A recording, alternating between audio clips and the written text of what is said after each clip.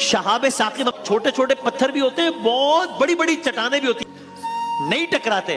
तो अगर कभी अल्लाह चाहे तो क्या हो। सुनिए एक हकीकी वाकया, जमीन की तबाही का वाकया है, आज से 25 करोड़ साल पहले का। बेऔकामत मखलूक रहती थी जमीन पर, इसे डायनासोर कहते हैं। जमीन के तमाम बर्रे आज़मों पर यह मौजूद थी। जमीन पे रहने वाले डायनासोर अलग थे, हवाओं में उड़ने वाले, समंदरों में तैरने वाले। 17 हाथी मिलाकर एक बड़ा डायनासोर बनाते थे।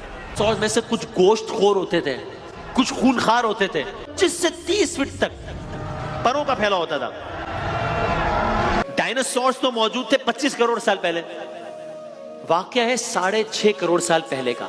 दिन आया जब आसमान ने 10 से 15 किलोमीटर बड़ी चट्टान जमीन के मदार में दाखिल होती है। ये शहाब साकिब अब आग का दहकता हुआ एक अजीम गोला बन गया है। वो अजीम पहाड़ नुमा चट्टान अमेरिका के पड़ोसी मुल्क मैक्सिको के साहिल के करीब आती है, तसादुम होता है और ये शहाब साकिब जमीन से टकरा जाता है।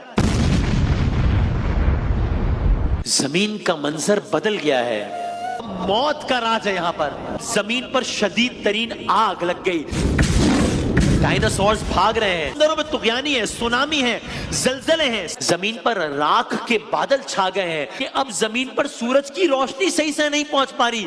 एक ही दिन में 20 करोड़ साल से जमीन पर बसने वाली मखलूक डायनासोर्स का हमेशा हमेशा के लिए खात्मा हो गया। क्या तुम इससे बेखौफ हो कि वो जो आसमान में है इस जमीन में धंसा दे और यकायक ये जमीन कोले खाने लगे? वो जो आसमान में है तुम पर पथराव करने वाली हवा भेज दे, फिर तुम्हें मालूम हो जाएगा कि मेरी तंबीह कैसी होती है।